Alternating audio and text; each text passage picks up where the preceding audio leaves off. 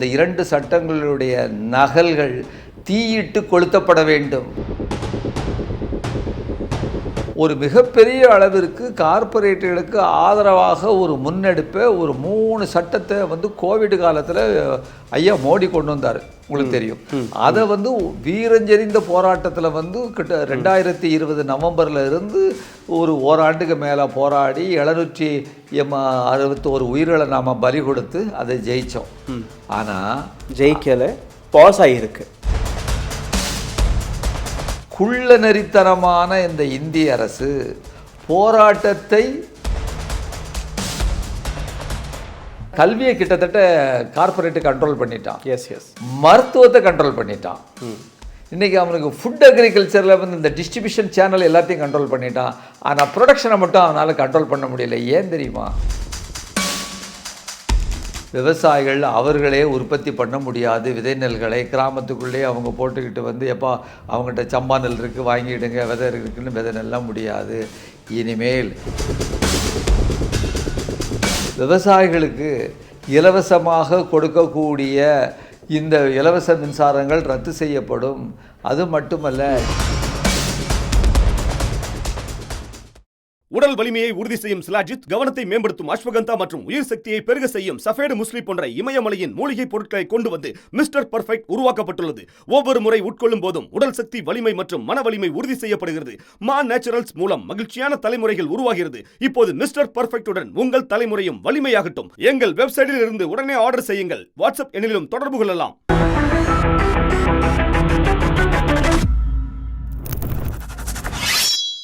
வணக்கம்.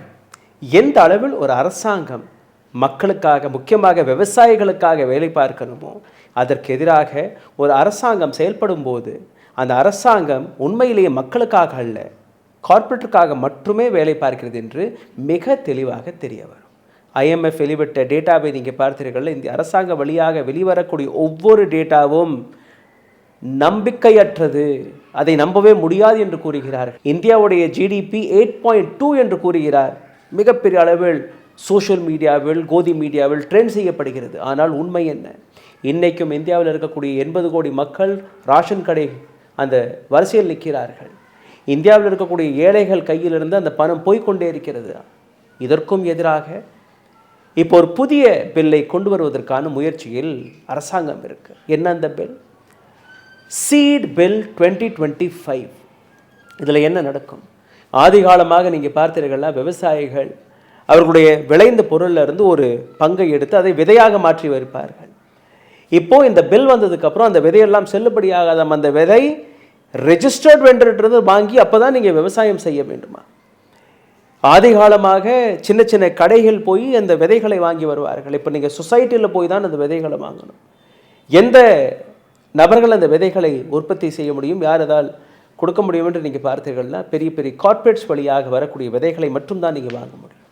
அப்போ விவசாயிகள் தன்னுடைய உற்பத்தி செய்யப்பட்ட பொருட்களிலிருந்து விதை எடுக்கக்கூடாது. சின்ன சின்ன கடைகள், வியாபாரிகள் விதைகளை விற்கக்கூடாது. வெறும் கார்ப்பரேட்டிடம் மட்டுமே.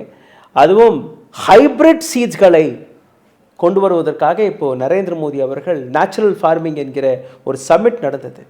அதில் போய் அவர் 500 கோடி ரூபாயை ஒதுக்கி கொடுத்திருக்கிறார். இந்த ஒட்டுமொத்த விஷயத்தில் எந்த அளவில் விவசாயிகள் பாதிக்கப்படுகிறார்கள், எந்த அளவில் ஒரு மேனிப்புலேட்டிவான டேட்டாவை கொடுத்து இந்த நாட்டு மக்களை மட்டுமல்ல உலக நாடுகளையே ஏமாற்றக்கூடிய வேலையை மோடி அரசாங்கம் பார்க்கிறது என்கிற ஒரு மிக ஆழமான விஷயத்தை பற்றி மிகவும் ஆழமாக பேசுவதற்காக பாலகிருஷ்ணன் ஐயா இணைந்திருக்கிறார். சார் வணக்கம். வணக்கம். விவசாய குடும்பத்தை சார்ந்த நபர் நான். எங்களுக்கும் தோட்டம், விவசாயமெல்லாம் நாங்கள் நிறைய இருக்குது. ஸோ ஐ நோ எங்கள் வீட்டில் இது விதை நெல்லுன்னு ஒதுக்கி வச்சுருப்பாங்க. இப்போது அந்த விதை நெல் அதற்கான அர்த்தமே முடிய போகுது. நீங்கள் ஒதுக்கி வச்சுருந்து நீங்கள் பக்கத்து வீட்டுக்காரங்க கொடுத்தீங்கன்னா யூ வில் பி ப்ராசிக்யூட்டடு, நீங்கள் தண்டிக்கப்படுவீர்கள். ஆமாம், விதை நெல்லை விற்க முடியாது. அவங்க மட்டுமே அவங்க ஏதாவது போட முடியுமான்னா அது அவ்வளோதான் முடியும், அதற்கு மேலே முடியாது. அதான் சின்ன சின்ன வியாபாரிகள் எதுவும் பண்ண முடியாது, ஒன்றும் பண்ண முடியாது. அப்போ இப்படி ஒரு சட்டத்தை 2025 விதை உரிமை சட்டம்னு சொல்லிட்டு இதை பில்லை கொண்டு வந்திருக்கிறாங்க இந்த ஒன்றிய அரசு. இப்போ இதோடைய நோக்கம் என்னன்னு பார்த்தீங்கன்னு சொன்னால், ஒவ்வொரு விஷயமாக நாம் ஒரு மிகப்பெரிய அளவிற்கு கார்ப்பரேட்டுகளுக்கு ஆதரவாக ஒரு முன்னெடுப்பை ஒரு 3 சட்டத்தை வந்து கோவிட் காலத்தில் ஐயா மோடி கொண்டு வந்தார், உங்களுக்கு தெரியும். அதை வந்து வீரஞ்செறிந்த போராட்டத்தில் வந்து கிட்ட 2020 நவம்பரில் இருந்து ஒரு ஓராண்டுக்கு மேலே போராடி 761 உயிர்களை நாம் பலி கொடுத்து அதை ஜெயித்தோம். ஆனால் ஜெயிக்கலை, பாஸ் ஆகியிருக்கு. இல்லை, இன்னும் அந்த சட்டங்கள் இம்ப்ளிமெண்ட் ஆகலை. இல்லை, அதாவது அந்த அர்த்தத்தில் நீங்கள் சொல்கிறது கரெக்டு தான். ஆனால் வெளிப்படையாக அந்த சட்டத்தை திரும்ப பெறுகிறோம் என்று மோடி சொன்னது, பாராளுமன்றத்தில் அறிவித்தது, ரெவன்யூ ஸ்டாம்பில் கையெழுத்து போட்டு கொடுத்த மாதிரி அந்த அமைச்சர் கையெழுத்து போட்டு கொடுத்துருக்காரு பார்த்தீங்களா? இது நாங்கள் அப்படி இதில் அந்த அளவில் இந்திய விவசாயிகளினுடைய போராட்டம் ஒரு வெற்றி பெற்றது, பொறுமைக்குரியது. ஆனால் குள்ள நெறித்தனமான இந்த இந்திய அரசு போராட்டத்தை அதாவது பின்வாங்க வைத்துவிட்டு, அதாவது நீங்கள் போங்க பார்த்துக்கிடுறோம்னு சொல்லிட்டு பல்வேறு வழிகளில் இந்த விஷயங்களை வந்து இந்த சட்டங்களை கார்ப்பரேட்டுகளுக்கு ஆதரவாக வேறு வேறு வழிகளில் கொண்டு வந்துட்டுருக்கு. அதில் ஒன்று தான், அதுபோன்ற ஒன்று தான் இந்த விதை உரிமை சட்டம். இதில் பார்த்திங்கன்னா நான் சுருக்கமாக சொல்கிறதா இருந்தால் ஒரு 40 பக்கத்துக்கு மேலே அவங்க இதை கொண்டு வந்திருக்கிறாங்க. சுருக்கமாக சொல்வதாக இருந்தால், விதைகளை நீங்கள் சொன்னது போல விவசாயிகள் அவர்களே உற்பத்தி பண்ண முடியாது. விதை நெல்களை கிராமத்துக்குள்ளே அவங்க போட்டுக்கிட்டு வந்து எப்போ அவங்ககிட்ட சம்பா நெல் இருக்குது வாங்கிடுங்க, விதை இருக்குன்னு விதை நெல்லாம் முடியாது. இனிமேல் அவர்கள் சொல்லுகின்ற அந்த பிராண்டு, அந்த விதை நெல்களைத்தான் அல்லது விதை பொருள்களைத்தான் அவங்க வாங்க வேண்டும். இல்லை என்றால் நீங்கள் அரசாங்க சட்டத்தின்படி தண்டிக்கப்படுவீர்கள். இதுதான் அடிப்படையான விஷயம். ஒரு விதை நெல் வந்து 1 கிலோ சாதாரணமாக வந்து ஒரு 400 ரூபா வரைக்கும் இருந்த அந்த விலை இப்போதைக்கு 1500 ரூபா கொடுத்து இவர்கள்ட்ட வந்து கார்ப்பரேட்டில் வந்து வாங்க வேண்டிய ஒரு சூழ்நிலைக்கு விவசாயிகள் தள்ளப்படுறாங்க. அப்போது இடுபொருள்களில் இந்த விதைகளும் முக்கியமான செய்தியாக போயிட்டு, நெல்லுக்கு மட்டுமல்ல எல்லா விதமான பழங்களுக்கும் மற்ற ஹார்டிகல்ச்சர் விவசாய பொருட்கள் எல்லாத்துக்குமே இது கொண்டு வர்றாங்கன்னு சொன்னால், இது பன்னாட்டு மூலதனங்களினுடைய கைகளில், இந்திய விவசாயிகளின் கைகளில் விலங்குகளை போட்டு இந்த மோடி அரசாங்கம் ஒப்படைக்கிறது. நாங்கள் சார்ந்திருக்கக்கூடிய அந்த ஐக்கிய விவசாயிகள் முன்னணி, டெல்லியில் விவசாயிகள் போராட்டத்தை நடத்திய SKM மிக சீரியஸாக நாங்கள் பார்க்குறோம். அப்போ இதற்கு எதிராக டெல்லியில் எங்களுடைய SKM தலைமையகம் கூடி மிகப்பெரிய ஒரு போராட்டத்திற்கான அறைகூவலை கொடுத்துருக்கு பார்த்துடுங்க. அந்த அறைகூவலில் இது மட்டுமல்ல, இன்னொரு சட்டமும் இருக்குது. எலக்ட்ரிசிட்டி பில், மின்சார சட்ட திருத்தம் 2000 அந்த நேரத்தில் அந்த 2021ன்னு சொன்னாங்க. இப்போ அது 2025 இது கொண்டு வர்றாங்க. அப்போ அந்த சட்டத்தில் எல்லா விதமான அந்த எலக்ட்ரிசிட்டி பில்ல உள்ள வந்து அந்த கன்செஷன்ஸ் எல்லாம் நீக்கப்படும், தனியாருக்கு ஒப்படைக்கப்படும். அது சாராம்சத்தில் என்ன விளைவுகளை ஏற்படுத்தணும்னு சொன்னால், இன்றைக்கு நம்ம ஏழை எளிய குடும்பங்கள் குடிசையில் வாங்குகிறவர்களுக்கு கொடுக்கக்கூடிய 100 யூனிட் மின்சாரம் இலவசம் ரத்து செய்யப்படும். விவசாயிகளுக்கு இலவசமாக கொடுக்கக்கூடிய இந்த இலவச மின்சாரங்கள் ரத்து செய்யப்படும். அது மட்டுமல்ல, டிஸ்ட்ரிபியூஷன் எல்லாமே வந்து இன்றைக்கு தனியார் கையில் போயிடும். நம்முடைய இந்த மின்சார வாரியம் இருக்க, இது அரசாங்கத்தினுடைய மக்களுடைய சொத்து. கோடிக்கணக்கான அளவுக்கு வந்து ஒயர்களை போட்டு வந்து எப்படி தொலைபேசி இருக்கிறதோ அதுபோல் அவற்றில் தனியாருக்கு அப்படி தூக்கி கொடுப்பதற்கான அந்த முயற்சி தான் இந்த எலக்ட்ரிசிட்டி பில் வந்து மிகப்பெரிய அளவிற்கு இதற்கு எதிர்ப்பு தெரிவித்து அந்த போராட்டத்தில் எங்களுடைய ஒரு கோரிக்கையாக இருந்தது. அதை அந்த என்ன சொல்லியிருக்காங்கன்னு, அந்த நேரத்தில் பாதிக்கப்படக்கூடிய மக்கள், ஸ்டேக் ஹோல்டர்ஸ், பாதிக்கக்கூடிய மக்கள், விவசாயிகள், இவர்களை கலந்தாலோசிக்காமல் நாங்கள் எதுவும் செய்ய மாட்டோம் என்று சொன்ன மோடி அரசு அதை கொண்டு பாராளுமன்றத்தில் அறிமுகப்படுத்தியது. அதை வந்து ஸ்டாண்டிங் கமிட்டிக்கு போயிருக்கு. இப்போ அந்த பில்லாக வருவதற்கான எல்லா முயற்சிகளையும் அவர்கள் கொண்டு வருகிறாருங்க பொழுது, இந்த விஷயத்தையும் எங்களுடைய ஐக்கிய விவசாயிகள் முன்னணி மிக சீரியஸாக கடுமையாக பாதிக்கிறது. இவை இரண்டும் ஒரே நேரத்தில் இந்திய விவசாயிகளையும் இந்திய பொதுமக்களையும் பாதிக்கக்கூடிய மிக மோசமான ஒரு அஸ்திரங்களாக பார்க்கிறோம். எனவே தான் வந்து எங்களுடைய அகில இந்திய தலைமை ஒரு அறைகூவல் கொடுத்திருக்கிறது. இந்தியாவில் உள்ள அனைத்து கிராமங்களிலும் வருகிற டிசம்பர் 8ஆம் தேதி இந்த சட்டத்தினுடைய இந்த 2 சட்டங்களுடைய நகல்கள் தீயிட்டு கொளுத்தப்பட வேண்டும் என்கின்ற ஒரு அறைகூவலை கொடுத்திருக்கிறது. இப்போ நாங்கள் தமிழ்நாட்டை பொறுத்த வரைக்கும் தமிழ்நாட்டினுடைய குறிப்பான சூழ்நிலை, மழை, புயல் இதெல்லாம் வந்திருக்கு. மிகப்பெரிய காவிரி டெல்டாலாம் தண்ணியில் மூழ்கி கிடக்குது. இப்போ இந்த சூழ்நிலைகளுக்கு ஏற்ப நாங்கள் தமிழ்நாட்டில் முடிவு செய்திருக்கிறோம். எங்களுடைய மாநில செயற்குழு டிசம்பர் மாதம் 10ஆம் தேதி தமிழ்நாட்டில் உள்ள ஆயிரக்கணக்கான கிராமங்களில் இன்னும் சொல்லப்போனால் பல்லாயிரக்கணக்கான கிராமங்களில், நகரங்களை பற்றி விட்டுவிடுவோம், கிராமங்களில் விவசாயிகளை அணிதிரட்டி இந்த 2 சட்டங்களுக்கு எதிராக நீங்கள் போராடுகின்ற வகையிலே அவற்றை தீயிட்டு கொளுத்த வேண்டும் என்கின்ற முடிவை எடுத்திருக்கிறோம். இதை பத்திரிகை செய்திகள் வாயிலாக கொடுத்திருக்கிறோம். இந்த வகையில் ஒவ்வொரு அங்குலமாக விவசாயிகளுக்கு எதிராக, உழைக்கும் மக்களுக்கு எதிராக, பொதுமக்களுக்கு எதிராக இந்த அரசு, ஒன்றிய அரசு இப்படிப்பட்ட முடிவுகளை எடுத்திருக்கிறது. இப்போ தான் நாங்கள் ஒரு போராட்டத்தை நடத்தி முடித்தோம் நவம்பர் 26ஆம் தேதி. அது என்ன போராட்டம்? 5 ஆண்டு முடிந்து 6வது ஆண்டு தொடக்கமாக டெல்லியில் நவம்பர் 26ஆம் தேதி டெல்லி சலோ, டெல்லியை நோக்கி செல்வோம் என்ற அந்த வீரமிகு போராட்டத்தினுடைய அந்த நினைவு நாளாக 26ஆம் தேதி அன்று இந்தியாவில் உள்ள அனைத்து தொழிற்சங்கங்களும், அனைத்து விவசாய அமைப்புகளும் மிகப்பெரிய அளவிற்கு போராட்டங்களை, ஊர்வலங்களை, பேரணிகளை, தர்ணாக்களை நடத்த வேண்டும் என்று அறிகுவல் கொடுத்திருந்தது. தமிழ்நாட்டிலும் நீங்கள் சென்னையில் பார்த்தீங்கன்னா ராஜரத்னம் ஸ்டேடியத்தில் பல்லாயிரக்கணக்கான தொழிற்சங்கங்களும் விவசாய தோழர்களும் கலந்து கொண்டார்கள். எல்லா மாவட்டங்களிலும் நாங்கள் ஒரு மிகப்பெரிய போராட்டத்தை நடத்தி கொண்டிருக்கிறோம். எனவே எங்களுடைய போராட்டம் என்பது மிக நீண்ட நெடிய போராட்டம். இது தொடர்ந்து நடைபெற்று கொண்டே இருக்கும். இந்த 2 பில்களையும் எதிர்ப்பது மோடி அரசாங்கத்தினுடைய நோக்கம் கார்ப்பரேட் கைகளில், அமெரிக்கா, பிரிட்டன் போன்ற மேற்கத்திய நாடுகளினுடைய முதலாளிகளின் கைகளில் இந்திய விவசாயிகளை ஒப்படைப்பது. அதுக்கு நாங்கள் அனுமதிக்க முடியாது. இந்த இடத்துல ஒரு சைலண்ட்டாக ஒரு மூவ் நடந்தது இந்தியாவில். விவசாயிகளை ஒட்டி அந்த மூவ் இருக்குது. எத்தனால் E20ங்கிற பெட்ரோல், அதுக்கு எத்தனால் தயாரிப்பதற்கு கரும்பு தேவை. அப்போ ஏராளமான விவசாயிகள் கரும்பு விவசாயத்தில் இறங்குறாங்க. முக்கியமாக மகாராஷ்டிரா, உத்தரப்பிரதேஷ், மத்திய பிரதேஷ் போன்ற மாநிலங்கள். ஒரு பொருளை நீங்கள் வாங்கினீர்கள்னா அமேசான், ஃப்ளிப்கார்ட் எந்த கடையில் போய் வாங்கினீங்கனாலும் கடைக்காரர் தானாக அந்த பொருளை கொடுத்துட்டு போவார், இல்லை எடுத்துகிட்டு போவார். This is what the rule is. இந்த சுகர் மாஃபியாக்கள் அந்த டிரான்ஸ்போர்ட்டேஷன் முதல்ல 6 ரூபாய் டன்னுக்கு வாங்கினாங்க. டன்னுக்குள்ள ஒரு குவிண்டலுக்கு. அப்புறம் அது 8 ரூபாயாக மாறிச்சு. இப்போது அது 12 ரூபாயாக மாறிடுச்சு. ஒரு விவசாயி உற்பத்தி செய்யணும், உங்களுடைய தோட்டத்தில் அதை நிறுத்திட்டு அந்த இடத்துலேருந்து அவர்களுடைய சுகர் ஃபேக்ட்ரிக்கு எடுத்து செல்வதற்கு விவசாயியே பணமும் கொடுக்கணுமா? And this is what this government had turned.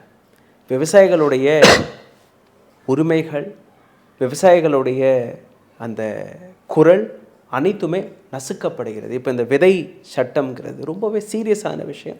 இதே நாக்பூரில் ஒரு சில ஆண்டுகளுக்கு முன்பு ஒரு வெளிநாட்டு நிறுவனம் வந்தது. வைன் தயாரிப்பதற்காக இந்த பர்டிகுலர் விதையை போட்டீர்கள்னா இதில் திராட்சை வரும், இந்த திராட்சையை வச்சு நாங்கள் தயாரிப்போம் என்று ஒரு சில விவசாயிகள் போட்டார்கள். அதுக்கு அந்த விவசாயத்துக்கெல்லாம் பணமெல்லாம் கொடுக்குது இந்த கம்பெனி, நல்ல லாபம்.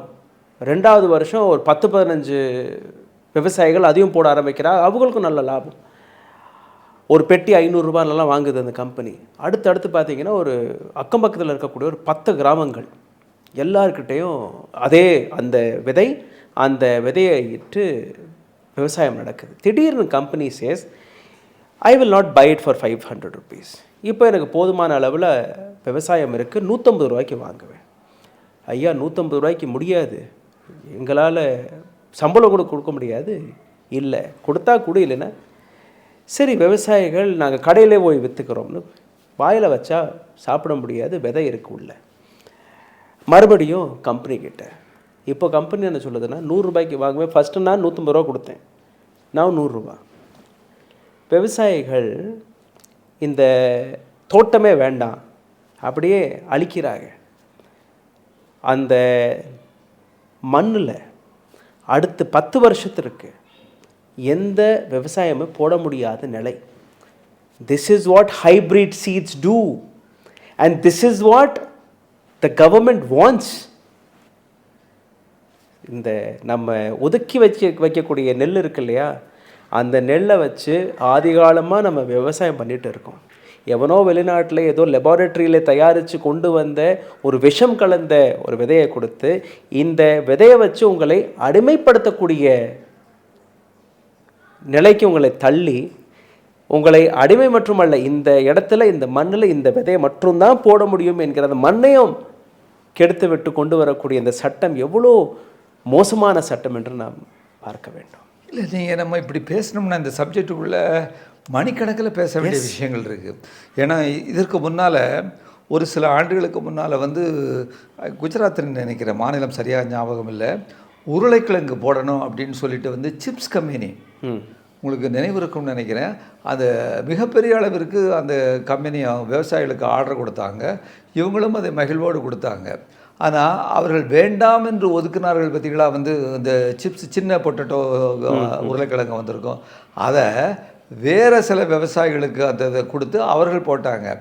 அவர்கள் போட்டது அந்த வயல்களிலிருந்து எடுத்த உருளைக்கிழங்கை கடைகளில் போட்டு அதில் சிப்ஸ் அவங்க தயார் பண்ணது கோடிக்கணக்கான அபராதத்தை விதித்தது அந்த பன்னாட்டு கம்பெனி. எஸ், நினைவு இருக்கும்னு நினைக்கிறேன்.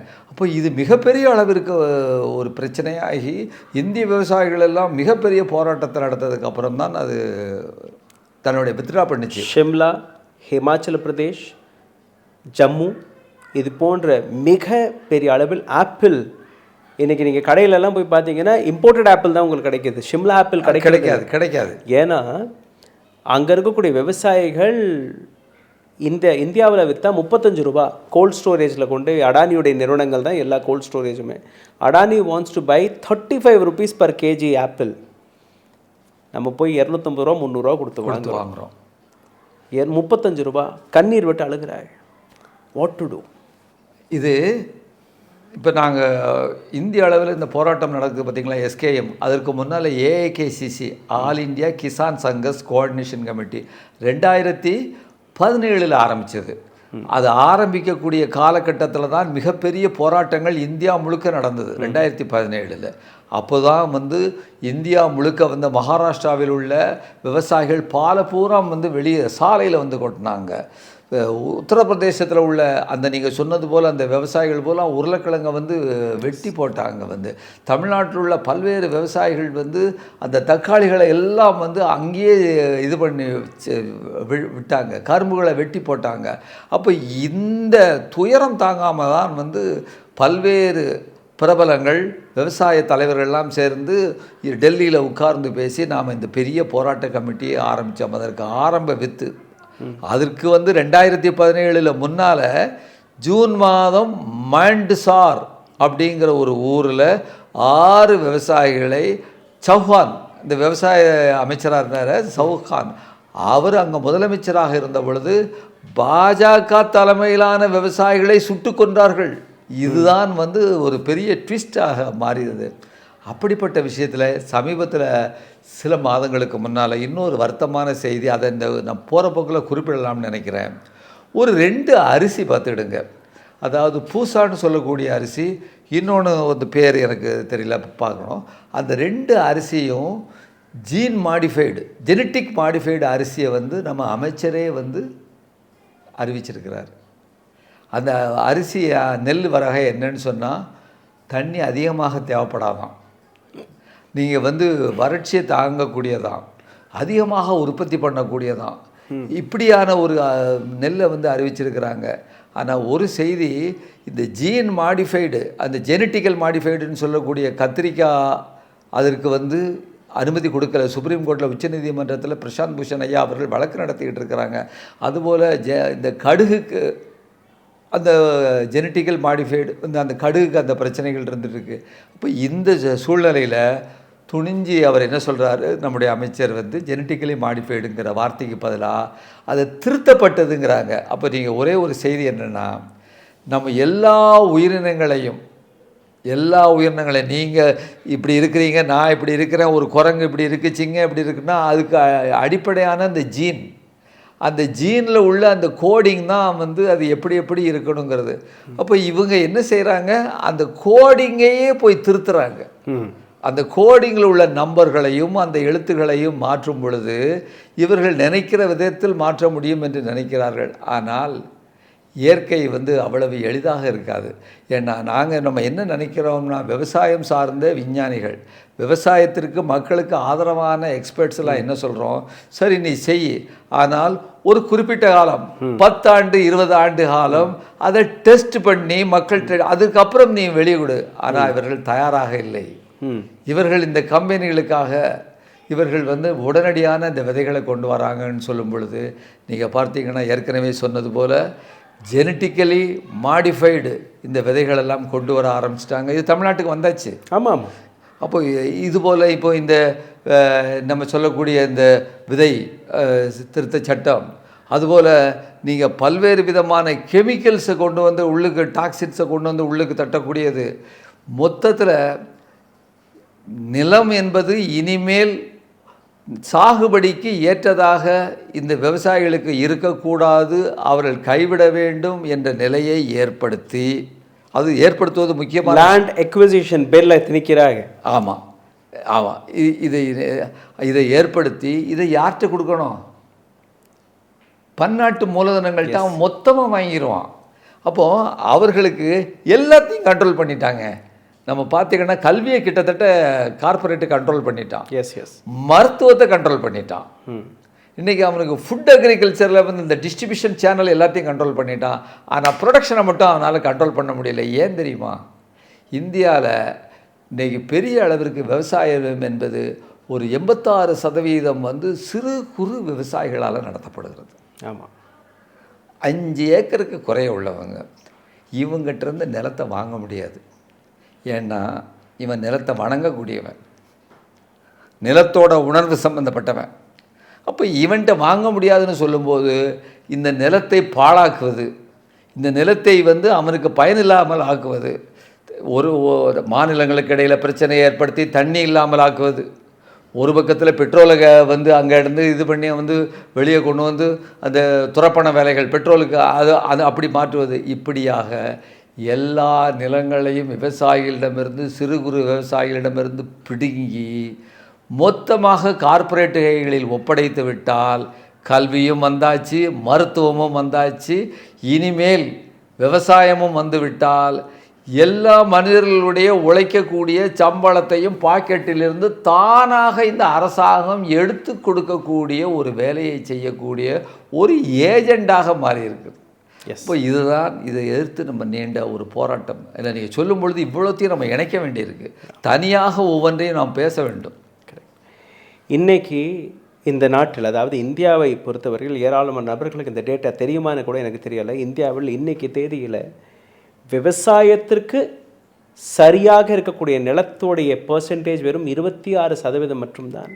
74% நிலம், விவசாய நிலம் இன்றைக்கி தரிசு நிலமாக மாறிவிட்டது. அந்த நிலையில் நாம் இருக்கிறோம். இந்தியாவில் இன்றைக்கும் 60% மேற்பட்ட மக்கள் விவசாயத்தை நாடிதான் இருக்கிறார்கள். அவ்வளோ பெரிய அதில் ஒரு சின்ன தேவை, அதாவது 70% மேலான மக்கள் விவசாயத்தை நாட கொஞ்சம் எக்ஸ்பேண்ட் பண்ணி சொன்னோம்னா கிராமப்புறத்தை சார்ந்து வாழ்கிறார்கள். விவசாயம் சார்ந்த தொழில்கள். ஆமாம். ஸோ ஒரு 60 to 70%. இந்த நம்பர் என்பது நீங்கள் கோவிட் காலகட்டத்தில் நீங்கள் பார்த்துருக்கலாம். கன்ஸ்ட்ரக்ஷன் கீழே சரிஞ்சது, இம்போர்ட் எக்ஸ்போர்ட் சரிஞ்சது, இந்த நாட்டில் இருக்கக்கூடிய உற்பத்தி சரிஞ்சது, அனைத்துமே சரிஞ்சது. ஒரே ஒரு செக்டர் 27% சரியாமல் மேலே ஏறுச்சுன்னா தட் இஸ் விவசாயம். அந்த அளவில் இருக்கக்கூடிய ஒரு விவசாயத்தை விற்பனைக்காக சந்தை பொருளாக மாற்றக்கூடிய அரசாங்கம் அந்த மிகப்பெரிய ப்ரொடக்ஷனை கூட புரிந்து கொள்ளாமல், சைனாவை எடுத்துக்கினீங்கன்னா ரேர் எர்த் மினரல்ஸை வச்சு இன்றைக்கி பிஸ்னஸ் பண்ணிட்டு இருக்கோம். அமெரிக்கா அந்த மாதிரி.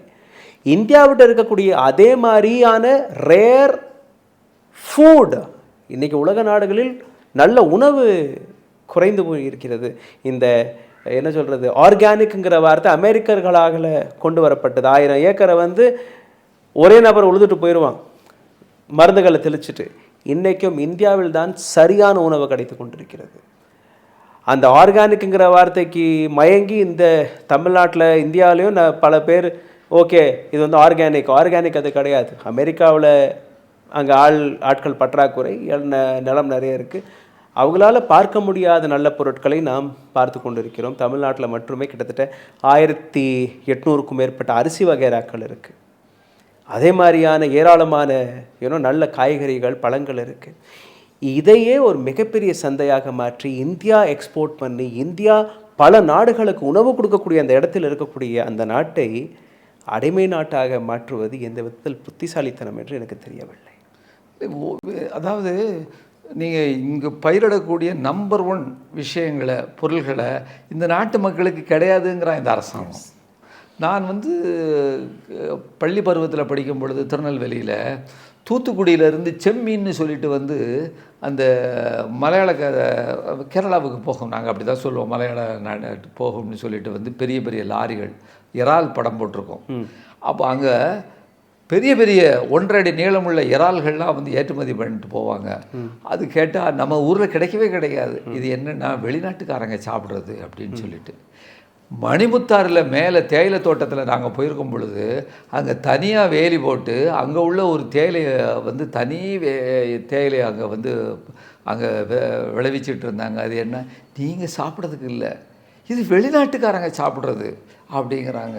அப்போது எக்ஸ்போர்ட் குவாலிட்டினா நம்ம மக்களும் அதில் எங்கேயாவது கிடைக்காதான்னு மயங்கக்கூடிய வகையில் ஒரு மோசமான இந்த அரசாங்கமும், நீங்கள் இதற்கு சாப்பிடுவதற்கு இதை நுகர்வதற்கு தகுதியற்ற மக்கள் என்பதை ரொம்ப தெளிவாக இருக்கான். ஏன்னா எனக்கு பணம் வேணும் வெளிநாட்டில் இருந்து அப்படின்னு நினைக்கிறான். பணம் மட்டும் இல்லை, அவனுடைய நல்லாசியும் வேணும். அவனுடைய நாங்கள் எங்களுக்கு தேவையான எல்லாத்தையும் துரை கவனிச்சுக்கிடுவார் அப்படின்னு சொன்னது போல் இன்றைக்கு அமெரிக்க துரை கவனிச்சுக்கிட்டு இருக்கிறாருங்கிற விஷயத்தை தான் நம்ம பார்க்குறோம்.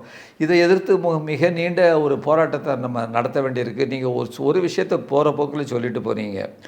அந்த கோவிட் காலத்தில் அதாவது இந்த விவசாயம் தான் நம்ம காப்பாற்றுச்சுன்னு சொல்லிட்டு, இதற்கு முன்னால் ஒரு தடவை 2000 சர்வதேச அளவில் மிகப்பெரிய அளவிற்கு பொருளாதார வீழ்ச்சி நடந்தது. அந்த அமெரிக்காவில் உள்ள அந்த பெரிய கம்பெனிகள்லாம் வீழ்ந்ததப்போ உலகம் முழுக்க வீழ்ந்தது, உங்களுக்கு நினைவிருக்கும்னு நினைக்கிறேன். அந்த நேரத்தில் இந்தியாவினுடைய பொருளாதாரம் சரியாமல் காப்பாற்றியது 2 விஷயம். இந்தியாவினுடைய முதுகெலும்பாக இருக்கக்கூடிய விவசாயமும், இந்தியாவினுடைய அந்த பணத்திற்கு பாதுகாப்பாக இருந்த பொதுத்துறை வங்கிகளும், இந்த 2ம் தான் நம்மளை காப்பாற்றுறது என்பதையும் நாம் இந்த நேரத்தில் கடந்த 5 ஆண்டுகளாக நரேந்திர மோடியை காப்பாற்றுவதும் இந்த விவசாயம்தான். 80 கோடி மக்களுடைய அந்த ராஷன் போவது விவசாயிகளுடைய இடத்துல இருந்து தான். FCI food corporation of India அந்த கோடவுன்ஸ்களில் பார்த்தீங்கன்னா அடுத்த 3 to 4 வருடத்திற்கான ஸ்டாக் எப்போவுமே இருக்கும். அந்த ஸ்டாக்கை தான் நரேந்திர மோடி அவர்கள் ரிவர்ஸ் செய்து கொண்டிருக்கிறார். அடுத்து இலவசமாக நீங்கள் கொடுக்கக்கூடிய அந்த பொருட்கள் எந்த அளவில் அடிமாட்டு விலைக்கு விவசாயிகளிடமிருந்து வாங்கப்படுகிறது. அந்த விவசாய பொருட்களை வாங்கி நீங்கள் ரேஷன்களில் கொடுத்து இன்றைக்கி ஓட்டை வாங்கக்கூடிய வேலையை பார்க்கிறீர்கள். அதாவது மக்கள் சிந்திக்கக்கூடாது, மக்கள்கிட்ட ஒரு 10,000 ரூபா கொடுத்தா ஓட்டு கிடச்சிரும், மக்களுக்கு 5 கிலோ அரிசி பருப்பை கொடுத்தா ஓட்டு போட்டுருவாங்க. If this is what your development model is, if this is what you brought in as Gujarat model is, then what is actual development model? இந்த எங்கள் விவசாயிகள் எப்படிப்பட்டவங்களாம் ஒரே ஒரு வார்த்தையில் சொல்கிறதா இருந்தால், கோவிட் காலத்தில் எல்லா தொழிலும் சரிஞ்சிட்டு எல்லா மக்களும் வெளியே வர முடியலை, ஆனால் விவசாயி மட்டும்தான் உழுதுகிட்டு இருந்தான், விவசாயி மட்டும்தான் விதைச்சிக்கிட்டு இருந்தான், விவசாயி மட்டும்தான் அறுவடை பண்ணிக்கிட்டு இருந்தான். அது தொடர்ந்து நடந்து கொண்டே இருந்தது. அது கவனிக்கப்பட வேண்டிய விஷயம். Before finishing this I want to tell a very personal story of my. நான் ராஜஸ்தான்லேருந்து கார் ஓட்டிகிட்டு ஒரு முறை சென்னை வந்துட்டு இருந்தேன். நடுவழியில் நாக்பூர் வரும். நாக்பூர்னாலே orange, Nagpur orange is very famous. Season time வேறு. எங்கேயாவது பழம் கிடச்சிருமான்னு பார்த்துட்டு போகும்போது ஒரு தோட்டம் பார்த்தேன். தோட்டத்துக்குள்ளே யாருமே இல்லை. நான் உள்ளே போயிட்டேன். ஒரு ஹைட்டெல்லாம் பெருசாக இருக்காது, சின்ன சின்ன ஹைட்டில் தான் மரம் இருக்கும். அப்படியே கொத்து கொத்தாக காய்ச்சி கிடக்கு. கீழே பார்த்தா ஒவ்வொரு மரத்துக்கு கீழே 100, 200, 500 கணக்காக பழங்கள் கிடக்கு. ஆரஞ்சு பழம். நான் உன்னை பறிக்கிற பின்னாடி இருந்து சத்தம் வருது. மராட்டியில் பேசுகிறாரு. திரும்பி பார்த்து எனக்கு கொஞ்சம் ஆரஞ்சு வேணும்னு கேட்குறேன். கொஞ்சம் கோபமாக கம்பீரமாக இருக்கிறாரு. ஐயா பழம் வேணும்னு கேட்கும்போது, சரி போய் பை எடுத்துகிட்டு வா, கொடுக்குறேன் அப்படி. கீழே இருக்கிறத எடுக்காத, இது நான் புதுசாக பறித்து கொடுக்குறேன் அப்படின்னு. சரின்னு போய் காரில் ஒரு 5 கிலோ பை இருந்துச்சு, எடுத்துகிட்டு போகிறேன். அந்த பையை கீழே தூக்கி போட்டு அவர் போய் மோட்டர் கொட்டகையிலேருந்து ஒரு சாக்கு மூட்டை எடுத்துகிட்டு வர்றார். சாக்கு மூட்டை எடுத்துகிட்டு வந்து அந்த மரத்தில் ஏறி அவராக பறித்து அந்த மூட்டையை ஃபில் பண்ணுறாரு. என்னால் தூக்க முடியாதுன்னு தெரிஞ்சு, தூக்க முடியாதுன்னு என்ன, எனக்கு அந்த ஆப்ஷனே கொடுக்கல, அவரே தூக்கிட்டு வந்து காரில் வச்சுட்டார். எப்படி இவருக்கு நன்றி சொல்லணும் தெரியலையே, எவ்வளோதுக்கு கொடுக்குறாருன்னு கூட எனக்கு தெரியலைன்னு சரி ஒரு 500 ரூபாய் 1000 ரூபாய் ஐ நாட் ரிமெம்பர், பட் ஒரு 2 நோட்டை நான் எடுத்து கொடுக்குறேன். கீழே தூக்கி போட்டார். உள்ளேருந்து பழத்தை கீழே இறக்க ஆரம்பிக்கிறாரு. பணம் பத்தலையாங்கிற ஒரு பயம். உங்கள் மாதிரியான ஆளுகளுக்கு நான் இதனால தான் கொடுக்குறதில்ல. பிள்ளைங்க இருக்கா வீட்டில், என் மரத்தில் ஒரு அரை மணி நேரத்தில் கொட்டி விழுகிற பழத்தை தான் உனக்கிட்ட கொடுத்துருக்கேன், எடுத்துகிட்டு போய் சாப்பிடுன்ட்டு அந்த பணத்தை என்கிட்ட தூக்கி போட்டுட்டு கோபத்தில் திரும்பி போயிட்டார். This is what farmers. பணத்திற்காக வேலை பார்க்க மாட்டாங்க. என் மரத்தில் சும்மா காற்றடிச்சா அரை மணி நேரத்தில் கொட்டக்கூடிய பழத்தை உன்னோட தூக்கி கொடுக்குறேன், அதுக்கு நீ பணம் கொடுக்குறியாங்கிற அந்த அகங்கார கம்பீரம். ஒரு துளி சிரிப்பு இல்லை, சீரியஸ் பர்சன். ஒரு ப்ரெஸ்டீஜியஸ் ஈகோ. ஹி த்ரோ த. அன்னைக்கு நான் கற்றுக்கின விஷயம், விவசாயிகளை பணம் கொடுத்து வாங்கவும் முடியாது, இப்படி ஏமாற்றி வாங்கினால்தான் முடியும். அதை தான் நரேந்திர மோடியின் அரசாங்கம் செய்து கொண்டிருக்கிறது. அதனால தான் அவன் நிலம் கொடுக்க மாட்டேங்கிறான். எஸ், அரை ஏக்கராக இருந்தாலும், அரை சென்டாக இருந்தாலும் கொடுக்க மாட்டான். Thank you so much sir. Thank you.